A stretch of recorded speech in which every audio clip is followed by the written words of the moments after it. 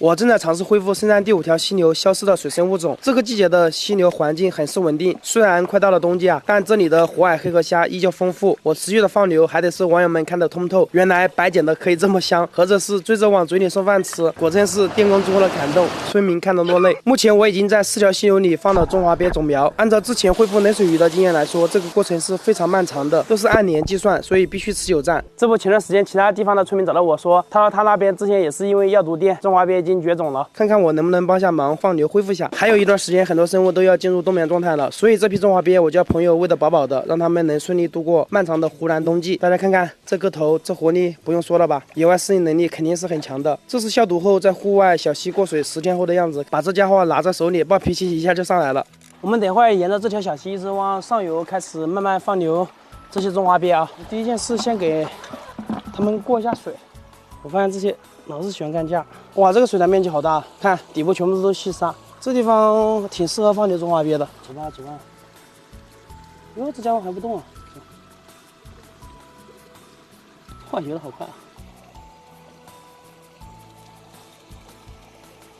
这个时间段竟然还能遇到极其难见的石蛙，估计是前段时间一直持续着太阳天升温吧。之前我养过石蛙，像这种蛙属于粗皮类的，生长周期还是很长的，3年才3两大。好了，我们不搭它了。这2只中华鳖又在干架，太凶了吧！兄弟们看这环境啊，舒服吧？哇，太舒服了！这个环境放这种中华鳖，看着就治愈人心啊。太滑了。哎，兄弟们，看我面前这里啊，哇，这个原生环境太棒了。这里我们就放个一只大的。兄弟们看呀，这么多野果，这是干啥用的？这个，咦，这是啥东西哦？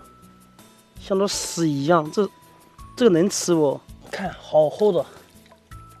你看这里面还有好多虫子啊，这是什么蜻蜓的虫子还是什么？看这些都可以为中华鳖提供足够的饵料。我刚刚看了一下，这里有几只螃蟹，螃蟹的话都只有这么小一个个的啊，和我们上次第4条溪流半个手掌那么大的螃蟹做比较的话，不足为虑啊。我们一路向深山进发，放流中华鳖这么正能量的事也要让表妹体验下，要不然她脑子里都是打游戏啊、谈恋爱啥的，必须要净化一下。最后剩下的就沿着这小溪放完就 OK 了。哇，这么多细沙！希望过几年，到时候村民在这个小溪的水潭一下水一摸，就是一个大的中华鳖，多惬意啊！